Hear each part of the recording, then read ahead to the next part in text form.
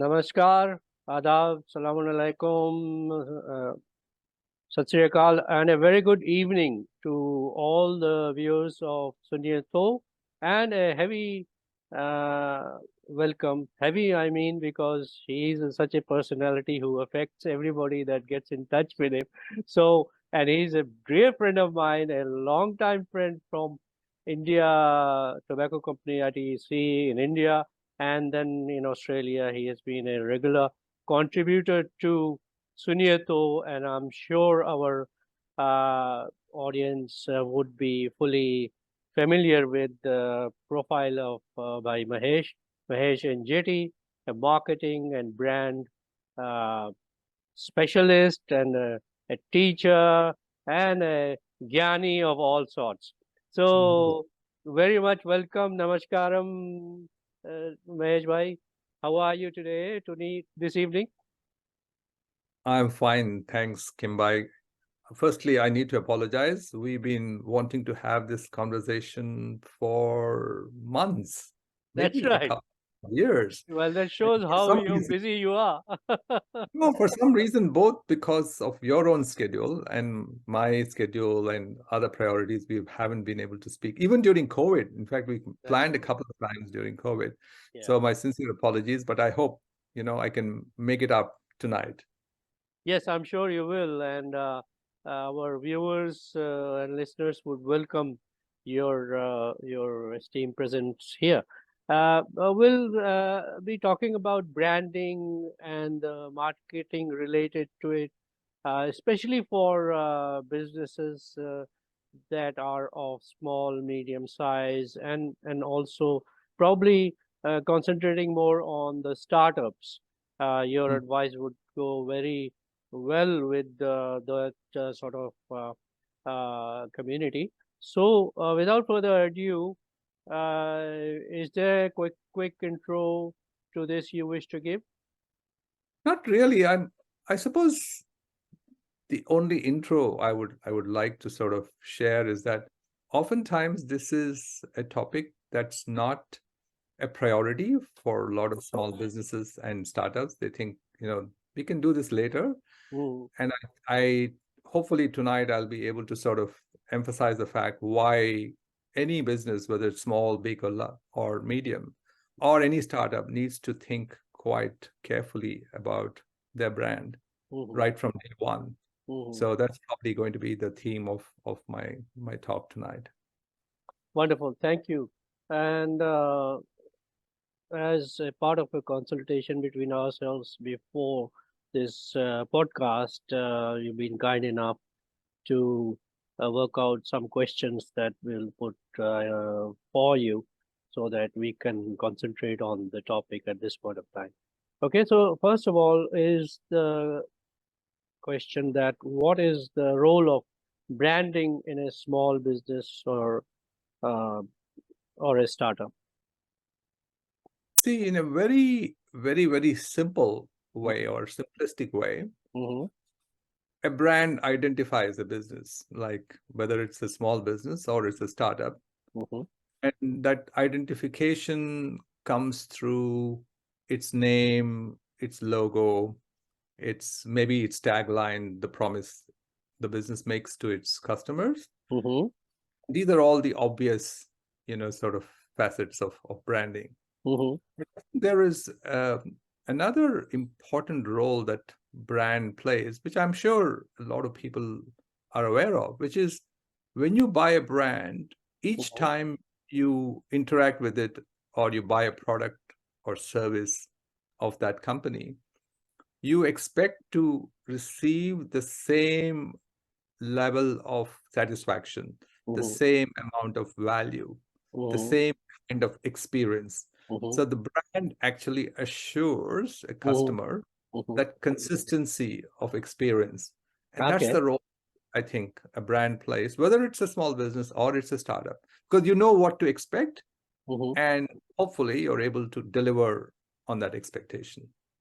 So beyond the words and the pictures and so on that a brand may carry, there is a cognizance, some sort of a recognition and a value given to that recognition for a particular brand in people's mind, and they may differ, of course. That's right. And different people might perceive it differently. And so I think that's probably the role of branding. But there is another important role, which I don't know, maybe I can cover it later, but it occurred to me that it might be relevant Sure. when I'm Thank you. answering that question, is I think a brand needs to deliver value not only to the consumer, to the customer, to the buyer, but also to the business. And what I mean by that is the role of branding is to either sell more of your product or service at the same price, or sell the same volume of product or service at a higher price. So it has to make a difference to your business in terms of the performance of the business. That's the brand. Again, sometimes we tend to forget that very critical role of what a brand is. Yeah, okay. Then why do you think the small businesses and the startups ignore the importance of these brands, of their own brands to begin with? And I'm not sure this happens because of choice. I don't think it happens by choice. It happens because they are so deeply immersed in the day-to-day business that this one doesn't seem to be priority. Like, for instance, small businesses are, when they first start, or even, for any business, they are so engaged in the day-to-day activity that this becomes almost like something peripheral or nice to do, but not a must do. In fact, one of my own quotes is that a brand is not a function of marketing. It's the very foundation of a business. When you look at brand as a foundation of the business, and we'll talk about this a little later in detail, then I think you will start giving more attention to the brand. Yeah. And what I've seen from my own experience over the years is a business is doing really well. It's got a brand. They haven't thought too much about the brand. A few years down the track, a big company sends them a legal notice saying that you cannot use this brand because we own the IP, the intellectual property on that. And I've seen businesses actually, completely sort of taken aback by that, because they never thought enough about the brand. Is this brand actually being used by some other company? They go to Google, do a quick search. If Google doesn't reveal anything similar, or they might just modify it a little bit, start using it. They have built a business. They have invested so much in marketing your product or service. And then suddenly they are forced to withdraw the brand, come up with a new.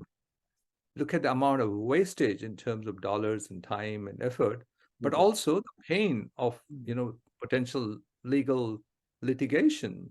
Yeah. And I've seen this happen with a lot of small businesses, and they've come to us saying that, can you help us rebrand? In the case of startups, what happens is, and you're very familiar with this yourself, the idea for a startup comes with a problem that you perceive. Oh, here's a problem. I think I can solve the problem. And you come up with a really good solution for the problem. And then you say, okay, are there more people, other people who have a similar problem? And how many of them are there? And you say, yeah, there's a reasonable number of people. So let's launch this product because it seems to be a good idea. And initially, yes, all those people who experience that need will buy the product or service. But what happens over time, you suddenly find that you're plateauing in terms of your sales because there's no new customers coming in to buy your product or service. That's because you haven't made the effort to build your brand and associate your brand with that need. You never felt the need for that. And as a result, you're not able to grow your business beyond a certain point. And that's why a lot of startups tend to fail after a couple of years, because they haven't actually created that funnel for continual demand over a period of time.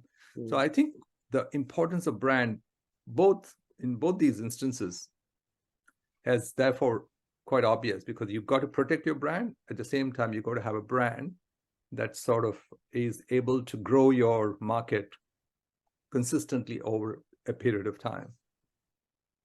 So that leads to the next question. How can a brand be aligned with the values of a business owner or startup founder? Because the process is usually, after a while, handed over to the on the floor, or people who are at the at the coal face of the business, and the whole idea which the owner or builder of the brand or business may not always be taken up by that set of stuff. I think maybe I should take a step back Mm-hmm. and differentiate two things. And I always talk about this when in the context of branding. Mm-hmm. One is the brand expression, which is what people see, which is your brand name, which is your tagline, which is your logo Mm-hmm. and your color scheme. The other is the brand experience. Brand experience is what actually people experience when they sort of talk to your company, Mm-hmm. when they are buying a product and using it, or they are experiencing your service. Mm-hmm. Now, expression and experience both need to be matched to each other. Right. Let me talk about brand identity and how that is related to values. Any person who starts a business does not necessarily start with the idea of making money. Making money is a necessary thing. You know, if you don't make money, you cannot survive, and therefore the business will probably go broke. Yeah. But there's something more fundamental that has actually prompted you to get into that business, to make that product, to sort of sell that service, whatever. So I take the word identity, which is what people normally talk about, brand identity, and I break it into two parts. Mm-hmm. One part is ID, Mm-hmm. other part is entity. Mm-hmm. The ID part is about who you are, what you stand for, how you do things, and how you behave with your customers, with your staff, with your suppliers, with the environment, with the tax office, everyone. That's the ID part. The entity part is about the business. It's about what is it that you make or do, who is your customer, and how are you delivering value to those customers. Right. Okay? Now, if there is no fit between the ID and entity, there is a sort of breakup of that connection between your values and your business, because the ID is about your values, who you are, what you stand for, how you do things, how you behave. Right. And the entity part is what you do, who are your customers, how do you deliver value to them. If ID and entity don't get together, you don't have an identity. So going back to that, you don't have the expression of the brand and the experience of the brand in alignment with each other. They need to go in sync with each other, which is why I think values is so important. The values of the owner need to be embraced by everyone in the business, so that there is no loss between when something is delivered and when something is promised. If you want alignment between promise and delivery, the values need to cut across everything that you do, which is what's so important for the brand to be in alignment with the values of the business or the owner. I don't know if that makes sense. It does, but it is still at a what is called much higher level of thinking than what we may want to portray to our viewers. But then, what is an efficient way for building a small business to start up, or a startup brand? I think oftentimes I see, especially more recently, because it's become so difficult to find a name that has not already been taken. I see businesses struggling to come up with some very, very unique names which don't mean anything. Yeah, they're conglomerates of a couple of words or something like that. Some of them are very outlandish, even outrageous, I might say. And my belief, after being in branding for 49 years now, it's a long time. My belief is that it takes so much more time, more effort, more dollars to establish a name that has no linkage to your company, to Mhm. your product, to your service, to the benefits that you deliver, or Mm, to the customers that you're serving. It has mm, to have some connection. So when you're starting or thinking of a name, think of a name that would in some way telegraphically communicate what your product is, what your service is, or who your target customer is. You can't do all of them. What are the benefits you deliver? But together, the name, the logo, the tagline should be able to communicate in some way what what business are you in, mm, mm. so that people know.